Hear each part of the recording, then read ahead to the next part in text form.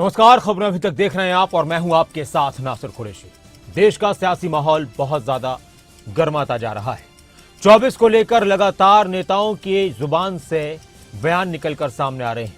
वार पलटवार का दौर तेज हो चुका है। 24 को लेकर बहुत सारे दावे और वादे किए जा रहे हैं और उसी को मद्देनजर रखते हुए बहुत सारी योजनाएं और प्रोग्राम्स बनाए जा रहे हैं। प्रधानमंत्री नरेंद्र मोदी ने एक बार फिर से विकसित भारत संकल्प यात्रा के कई लाभार्थियों से बातचीत की। वर्चुअली संवाद के दौरान प्रधानमंत्री नरेंद्र मोदी ने लाभार्थियों के साथ उनके अनुभव भी साझा किए और अपने अनुभव भी साझा किए। जहां दूसरों से उम्मीद खत्म हो जाती है, वहां से मोदी की गारंटी शुरू हो जाती है।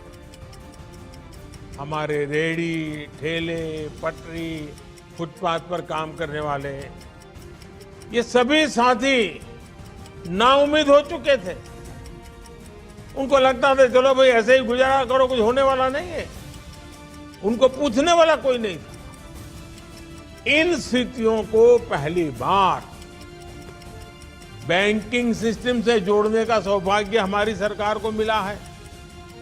आज पीएम स्वनिधि योजना से इन साथियों को बैंकों से सस्ता और आसान ऋण मिल रहा है। प्रधानमंत्री नरेंद्र मोदी रविवार को 2 दिन के लिए वाराणसी के दौरे पर रहेंगे। इस दौरे को 2024 के लोकसभा चुनाव का शंखनाद भी कहा जा रहा है। इस दौरे को लेकर खासी चर्चा भी है। पीएम मोदी वाराणसी से सांसद भी हैं।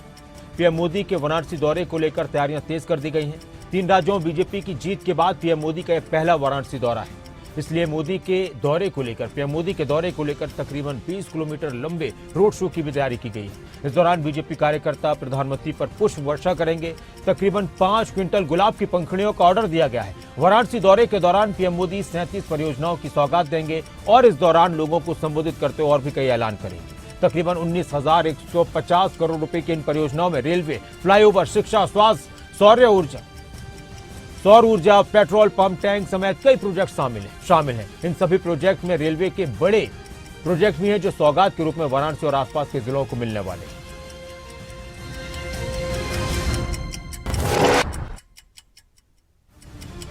संसद में सुरक्षा चूक की घटना पर कांग्रेस सांसद राहुल गांधी ने एक बार फिर से मोदी सरकार पर निशाना साधा और कहा कि देश में मुख्य मुद्दा बेरोजगारी है। प्रधानमंत्री नरेंद्र मोदी की नीतियों के कारण देश के युवाओं को रोजगार नहीं मिल रहा और इसके पीछे कारण बेरोजगारी और महंगाई है।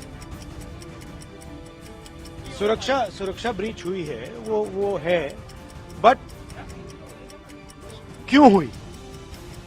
जो देश में सबसे बड़ा मुद्दा है, बेरोजगारी का मुद्दा, जो पूरे देश में उबल रहा है, मोदी जी की पॉलिसीज के कारण हिंदुस्तान के युवाओं को रोजगार नहीं मिल रहा है। तो ब्रीच जरूर हुई है, बट इसके पीछे कारण बेरोजगारी है।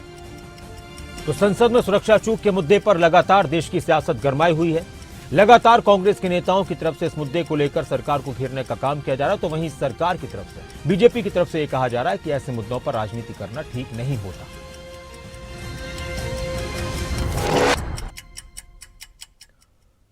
कांग्रेस के अध्यक्ष मल्लिकार्जुन खड़गे ने भी संसद में सुरक्षा चूक की घटना पर बीजेपी पर निशाना साधा और कहा कि यह बहुत गंभीर मामला है, इस पर सरकार को ध्यान देना चाहिए। हम सदन में बार बार कह रहे हैं कि केंद्रीय गृह मंत्री आकर इस पर बयान दें।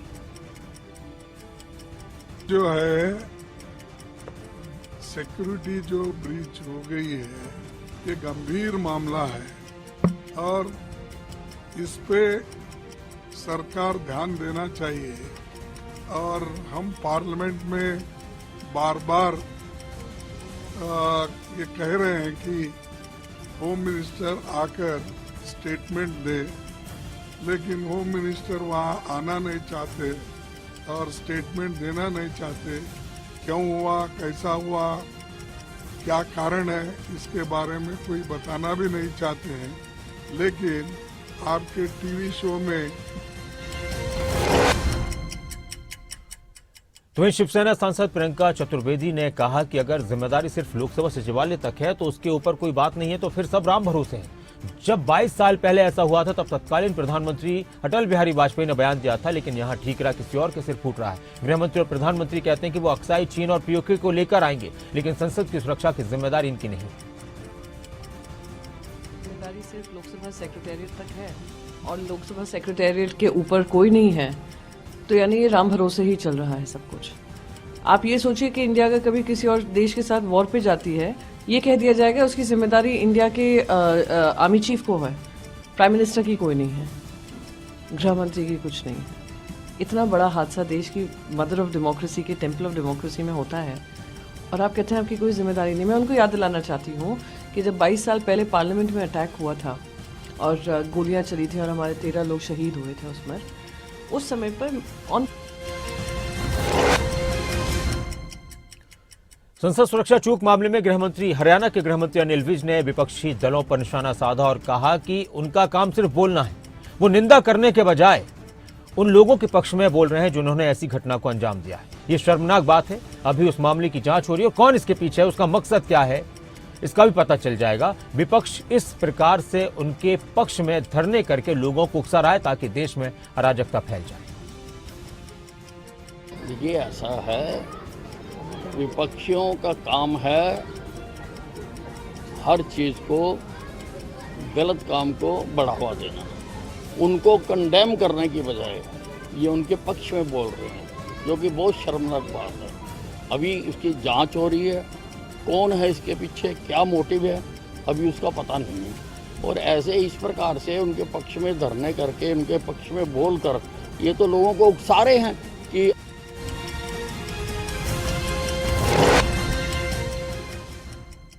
तो वहीं बीजेपी के राष्ट्रीय अध्यक्ष जेपी नड्डा ने एक बार फिर से कांग्रेस पर जमकर निशाना साधा और एक बार फिर कहा कि अब अगली बार फिर से देश में मोदी सरकार बनने वाली है। ये चुनाव भी एक तरीके का रण ही होता है और इस चुनाव में जब हमको सुनने को मिलता है कि पता नहीं क्या होगा, 4 में से 1 आएगा, 1.5 आएगा, 2 आएगा, और हमारे सभी साथी हमको फोन करके पूछते हैं कुछ गड़बड़ सुन रहे हैं, कुछ गड़बड़ सुन रहे हैं, क्या है, क्या है। उस समय आप समझ सकते हैं कि हम लोगों की भी स्थिति कैसी होती है। लेकिन ये देश की राजनीति का बदलता परिवेश है। 21वीं शताब्दी सात्विक ताकतों की शक्ति की ताकत की जेपी नड्डा ने अपनी सरकार की उपलब्धियों का जिक्र करने के साथ ही कांग्रेस पर भी जमकर निशाना साधा। सड़कों को लेकर भी कांग्रेस पर उन्होंने वार किया। और जब चुनाव आते थे तो कहते थे सड़क बनी जानी थी, सड़क बनी जानी, और ये देखो जी एक चूना लाया, एक चूना, यहां से निकलेगी सड़क। कोई चला जाए एमएलए के पास, बोले महाराज मेरा गांव छुटी गया, बोला इधर भी चूना लगा दो, इधर भी लगा दो, इधर से भी निकल जाए। होता था कि नहीं बताओ, मैं सही बोल रहा हूं कि नहीं बोल रहा हूं। और जब चुनाव हो जाते थे तो बरसात आती थी, चूना साफ होता था और आपको चूना लग जाता, लगता था कि नहीं। आप लोग बोलते थे उन पानी आ जाना, उन पानी आ जाना, एमएलए साहब ने बोलते, इलेक्शन आया नहीं कि पानी आ जाना, और आपके गांव के आगे पाइपें आईपीएस डिपार्टमेंट फेंक जाता था।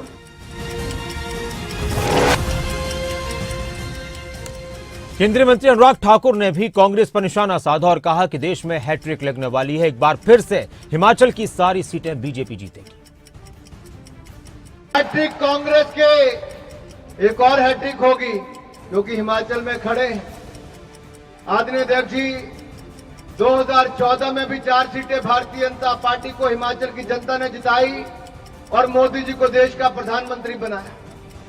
2019 में भी 4 सीटें जिताई, मोदी जी को देश का प्रधानमंत्री बनाया। अब की बार फिर हिमाचल की जनता हैट्रिक बनाएगी और मोदी सरकार दिल्ली में बनाएगी। भाजपा की हैट्रिक लगेगी, भाजपा की जीत की हैट्रिक होगी तो कांग्रेस की हार की हैट्रिक होगी। और आज सभी कार्यकर्ताओं के बीच में हमें माननीय राष्ट्रीय अध्यक्ष जी को विश्वास भी दिलाना है।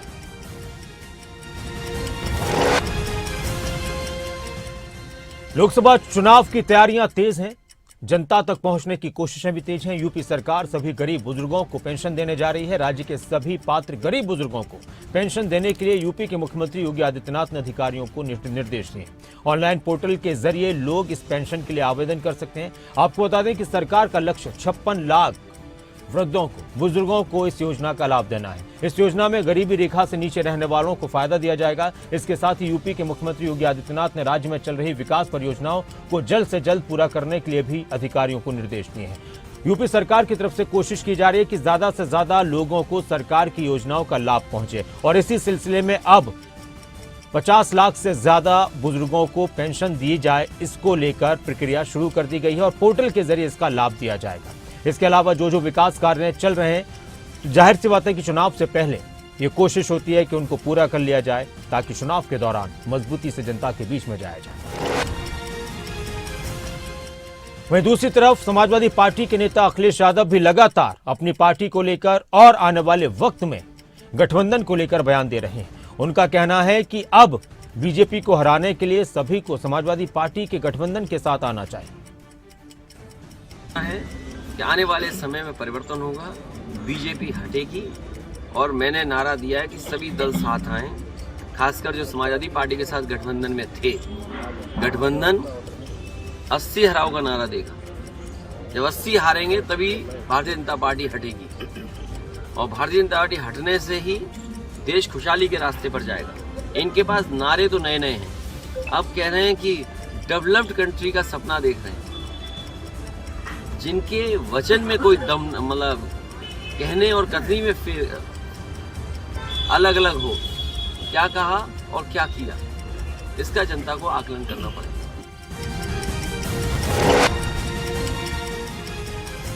तो वहीं केंद्रीय मंत्री ज्योतिरादित्य सिंधिया ने पिछली सरकारों पर जमकर हमला बोला और कहा कि किसी ने विकास के बारे में ध्यान नहीं दिया, लेकिन अब हर तरफ विकास की लहर हो रही है। 65 वर्ष की आजादी के किसी ने सरकार ने ध्यान नहीं दिया।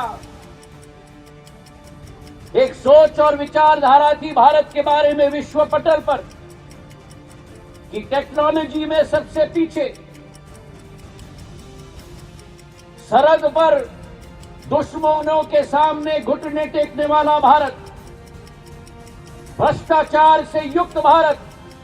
और जब 9 साल ये सफर करने के बाद इस पायदान पर हम लोग पहुंचे हैं, हमें यकीन नहीं आता कि वही भारत आज है जो भारत 10वें नंबर पे था आर्थिक महाशक्ति के रूप में 2014 में। आज वही भारत। कांग्रेस के सांसद हैं धीरज प्रसाद साहू, जिनके घर से, जिनके ठिकानों से करोड़ों रुपए बरामद हुए। अब उनका बयान सामने आया है, क्या कह रहे हैं वो भी सुनिए। कि जो पैसा पकड़ाया है वो मेरा फर्म का पैसा है। हम लोग शराब का व्यवसाय में तकरीबन हम सोचते हैं कि 100 साल से भी ऊपर हो चुका है और उसकी सारी जानकारी मैं आपको दे रहा हूँ कि इन 100 साल में हम लोगों ने सरकार को काफ़ी कुछ किया, काफ़ी रेवेन्यू दिया। आज इस तरह से हो रहा तो मुझे काफ़ी चोट पहुंची है और मैं चाहता हूं कि इसका मैं अपने तरफ से इसका खुलासा कर दूं, लोगों को जानकारी मिले। और मैं दिल्ली में ही था, आप लोगों से मिलना चाहता था, लेकिन कुछ परिस्थिति ऐसी आ गई थी, आप लोगों के सामने आने में मुझे शर्म महसूस हो रही थी। वहीं कांग्रेस सांसद धीरज प्रसाद साहू के बयान पर केंद्रीय मंत्री धर्मेंद्र प्रधान ने कहा कि दुनिया जानती है कि धीरज साहू गांधी परिवार के एटीएम थे। उनके जो बचाव में उतरे हैं, एक हफ्ते बाद ये लोगों के गले में अब नहीं उतर रहा। एजेंसी अपना काम कर रही है। दुनिया जानता है ये गांधी परिवार की एटीएम थे।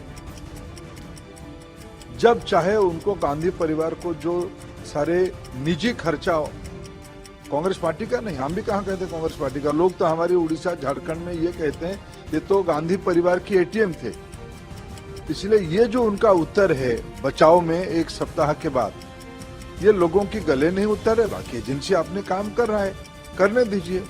उसमें और एक विषय जुड़ता है कि ये पैसा आया कहां से। तो धीरज साहू कह रहे हैं कि उनकी फर्म का पैसा है, अपने व्यवसाय की उन्होंने बात कही। तो दूसरी तरफ धर्मेंद्र प्रधान कह रहे हैं कि वो तो गांधी परिवार का एटीएम।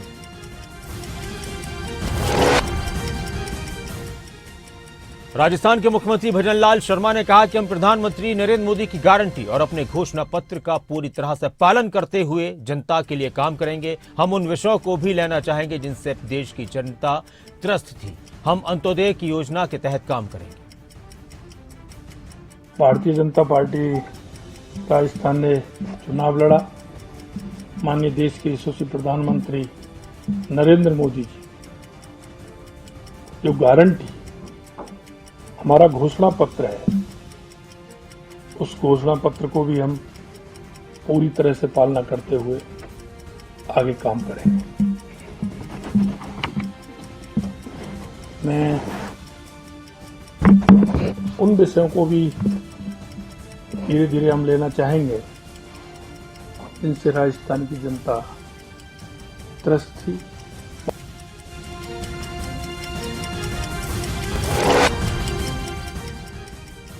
राजस्थान की उप मुख्यमंत्री दिया कुमारी ने पिछली सरकारों पर निशाना साधते हुए कहा कि जिस तरह से 5 साल राजस्थान में बिल्कुल विकास नहीं हुआ, इतना अत्याचार हुआ, कानून व्यवस्था जीरो रही।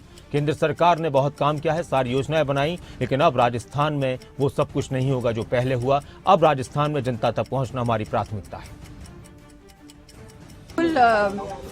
देखिए, जिस तरह से 5 साल राजस्थान में कोई विकास नहीं हुआ, कोई काम नहीं हुआ, इतना अत्याचार हुआ है, महिलाओं पे अत्याचार बढ़ा है, लॉ एंड ऑर्डर जीरो है, पूरी तरह से फाइनेंशियल कंडीशन राजस्थान की बिल्कुल इतनी खराब है। हम सब जानते हैं क्या हालत है राजस्थान की। तो बिल्कुल हमारे माननीय प्रधानमंत्री जी जैसे जैसे गाइड करेंगे वैसे वैसे हम सब मिलकर काम करेंगे। और हमारे यशस्वी प्रधानमंत्री जी के नेतृत्व में केंद्र सरकार की जिस तरह से योजनाएं हैं, बहुत सारा काम किया है केंद्र ने, विकास का काम ढेर सारा किया है, योजनाएं भी बहुत बनाई। राजस्थान में वो सब नहीं हुआ, तो वो सब कुछ पहुंचाने का काम, ये सब चीजें कर।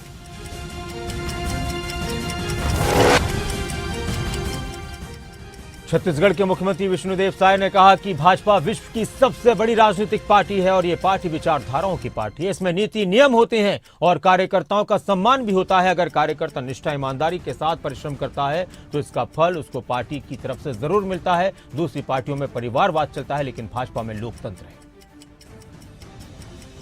आज भारतीय जनता पार्टी विश्व की सबसे बड़ी राजनीतिक पार्टी है और ये पार्टी विचारधाराओं की पार्टी है। इसमें नीति होते हैं, नियम होते हैं, नियत होता है और कार्यकर्ताओं का सम्मान भी होता है। निष्ठा के साथ, ईमानदारी के साथ परिश्रम करता है तो इसका फल जरूर पार्टी से मिलता है। ये हम समझते हैं कि भारतीय जनता पार्टी में ही संभव है, दूसरी पार्टी में संभव नहीं है।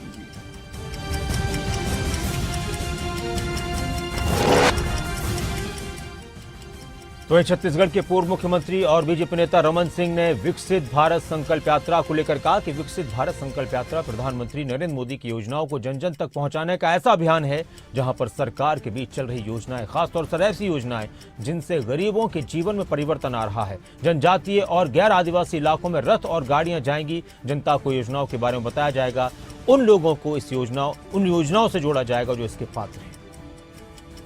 भारत संकल्प यात्रा प्रधानमंत्री जी का सोच का, प्रधानमंत्री जी की योजनाओं का जन जन तक पहुंचाने का ऐसा अभियान है जहां पे लोगों के बीच जाके सरकार की चल रही योजनाएं और खास तौर से ऐसी योजनाएं जिसमें गरीबों के जीवन में परिवर्तन आ रहा है, ऐसे व्यक्तिमूलक काम, चाहे आवास का हो, बिजली का हो, पानी का हो, उनके खाते।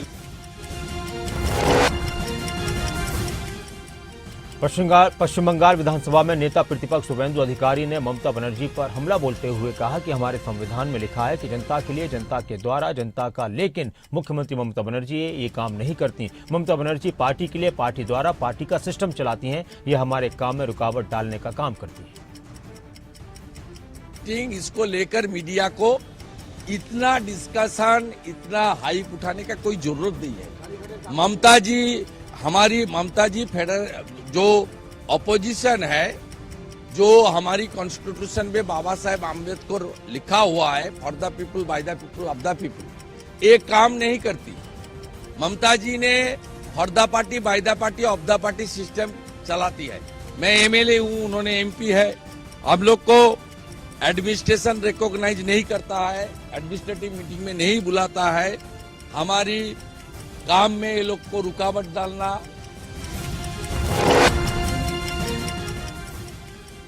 बिहार के मुख्यमंत्री नीतीश कुमार पर हमला बोलते हुए केंद्रीय मंत्री अश्विनी कुमार चौबे ने कहा कि उनकी बात सुनने कौन आएगा, उन्हें नहीं पता कि वो क्या कहना चाहते हैं। उन्होंने विधानसभा में अनुचित बयान दिया और वो वाराणसी में रैली करना चाहते हैं। उन्हें प्रधानमंत्री बनने की बहुत उम्मीदें हैं। हर कोई जानता है कि वो अपने होश खो चुके हैं।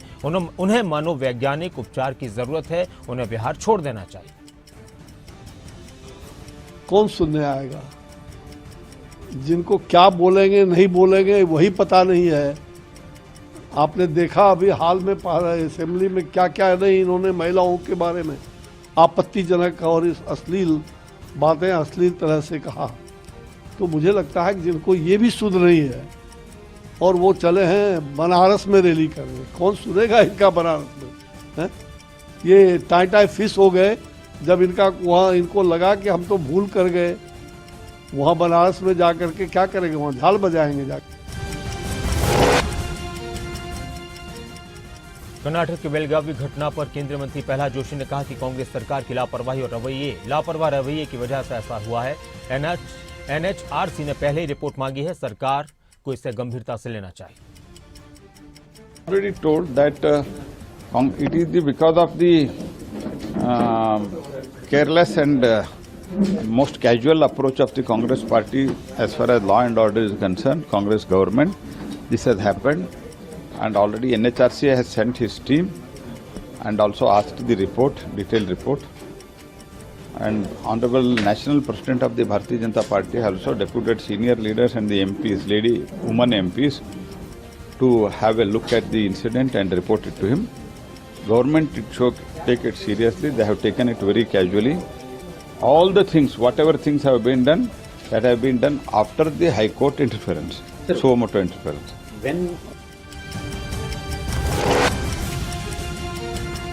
कर्नाटक के बेलगावी घटना के पीड़ित परिवार से मिलने पर भाजपा सांसद सुनीता दुग्गल ने कहा कि जिसने ये अपराध किया है उसकी पृष्ठभूमि कांग्रेस पार्टी से है। वो यहाँ के मंत्रियों से भी जुड़ा हुआ है। इससे साफ है कि पुलिस की कार्रवाई में समय क्यों लगा। कर्नाटक में एक महिला के साथ बदसलूकी हुई थी और उसको लेकर लगातार कर्नाटक सरकार पर बीजेपी के नेताओं की तरफ से निशाना साधा जा रहा है। किया है उसका बैकग्राउंड जो है वो कांग्रेस पार्टी का है। वो यहाँ पर कोई ना कोई यहाँ पर डिस्ट्रिक्ट का कोई प्रधान है और जो यहाँ के मिनिस्टर हैं उनके साथ भी उनका कोई ना कोई एफिलिएशन है। तो इसी से आपको ये जाहिर होता है कि पुलिस की जो कार्रवाई इतना लेट हुई और उसके बाद जो एफआईआर है उसके बारे में भी ये पता लग रहा है कि एफआईआर में पहले सेक्शन कुछ और थे। उसके बाद जब प्रेशर हुआ कि हमारे आदरणीय राष्ट्रीय अध्यक्ष जी ने एक डेलीगेशन यहाँ पर भेजा और आदरणीय प्रधानमंत्री जी खुद इस बात को लेकर बड़े सेंसिटिव हैं कि यहाँ पर ये हो क्या रहा है कि कांग्रेस की सरकार जब से बनी है तब से यहाँ पर जिस तरह से महिलाओं के साथ अत्याचार हो रहे हैं, उसके बाद जो है इन लोगों ने सेक्शंस को चेंज किया।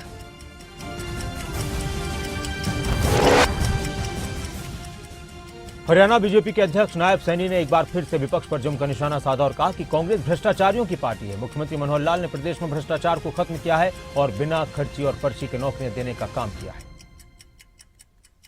कहना चाहूंगा कि विपक्ष जब सत्ता के अंदर था उसके अंदर क्या हालात थी। एक नौकरी पाने के लिए पूरे गांव को राज दरबारियों के पीछे घूमना पड़ता था, परंतु ये मनोहर लाल जी की सरकार है। आज किसी राज दरबारी के चक्कर नहीं काटने पड़ते।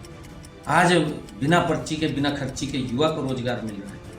आप वो भी देखें उनके समय के अंदर पिछला 10 साल का अगर आंकलन करें कांग्रेस का, कांग्रेस ने 10 सालों में कितना रोजगार दिया, मनोहर लाल जी ने इन 9 वर्षों में कितना रोजगार दिया, जमीन आसमान का अंतर नजर आएगा। आप उसके आंकड़े भी उनको भी सार्वजनिक करने चाहिए। वो झूठ बोलते हैं, झूठ बोल करके लोगों को बरगलाने का काम करते हैं, परंतु जितना भ्रष्टाचार कांग्रेस के अंदर है, कांग्रेस का शासन है भ्रष्टाचार को बढ़ाने का। हरियाणा में आम आदमी पार्टी की बदलाव यात्रा जारी है। आम आदमी पार्टी के प्रदेश अध्यक्ष सुशील गुप्ता ने कहा कि आने वाले लोकसभा और विधानसभा चुनाव में इस बदलाव यात्रा का पूरा असर देखने को मिलेगा। आम आदमी पार्टी को मजबूती देने के लिए यात्रा हर जगह पहुंच रही है। हरियाणा के आमूल चूल परिवर्तन के लिए ये हरियाणा के लाल ने एक मौका केजरीवाल इस स्लोगन के साथ हम चल रहे हैं। कल मेरे संज्ञान में आया कि 2 दिन पहले 2 साल की बच्ची के साथ फरीदाबाद में रेप किया। हरियाणा में महिलाओं की हालत बहुत ही खराब है। अगर मैं बात करता हूं most unsafe place for women in the country, Haryana दूसरे नंबर पर। तो आम आदमी पार्टी की बदलाव यात्रा चल रही है। आम आदमी पार्टी भी आने वाले वक्त में अपने आप को हरियाणा में लोकसभा और विधानसभा चुनाव में मजबूती से पेश करने की बात कर रही है। 24 को लेकर 2024 के चुनाव को लेकर सभी की तैयारियां तेज हैं। जनता से वादे किए जा रहे हैं, यकीन दिलाया जा रहा है। आने वाला वक्त 24 का होगा और यह भी पता चल जाएगा कि जनता किसकी बातों पर यकीन करती है, किसकी बातों पर जनता ने विश्वास किया है। लेकिन अभी सभी की जीत के दावे हैं, एक दूसरे पर जमकर वार किए जा रहे हैं। आप बने रहें खबर अभी तक के साथ। खबर अभी तक पर खबरों का सिलसिला लगातार जारी है। नमस्कार।